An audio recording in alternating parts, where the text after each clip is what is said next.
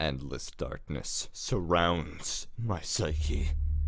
I feel lost in the mist of anguish, desperately reaching for some kind of unknown salvation. Or perhaps the salvation is ubiquitously understood by an overwhelming majority of our society. Perhaps it's only I who remains oblivious. What a cruel world to not be able to see the colors that others see.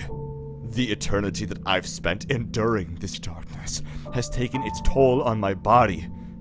I feel the darkness slicing through my wrists like sewing needles. Mouths form in the shadows and whisper to my bleeding ears the essence of damnation. I scream for someone to hear me. I scream in the shadowy void. I scream alone. I scream. I collapse onto the surface of the shadowy void. Water materializes beneath my feet, and I stare down into its banks. My reflection stares upwards, as though searching for the same light that has been missing my whole life. My reflection grows cross with me when it notices that I'm there. Hatred pricks at my skin, picking away at imperfections and impurities. My flesh is being torn apart at the seams by the void, and my reflection laughs at me. It's so painful to know how much someone else could hate me, though I have done nothing wrong.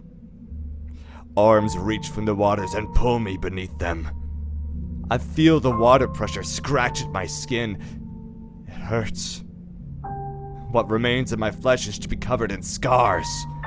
The sentient hands whisper to me, urging me to become the lion-hearted. The only means of doing so is to conquer that which scars you. Scars are evidence of one's own strength and endurance. Become strong, they whisper. Become the powerful of will. Anguish is pain. Pain is blackness, and pain is temporary. For as long as one must live in shadow, light must exist to cast it. Light must exist to cast it. The noble spirits of Ylmir understand this already. Ylmir's knowledge breaks through the water, and my mind drinks it. The sentient hands part the waters, reminiscent of my religion. The light shines through at last, and I stare up at salvation. The arms of Providence descend from the cloudy skies of Nor. They take me in their loving embrace and free me from the chains of blackness. As I ascend, I am met by a woman whose pulchritude is universal across all states of mind. She holds my cheeks and looks into my psyche. "You have beautiful eyes," she whispers. Anguish cowers before her. The shadows dissolve like dust particles in the wind. She is so amazing. The woman brushes her fingertips over my eyes, and I can see the truth. A computer is typing elsewhere to remind me of the good things that I have done.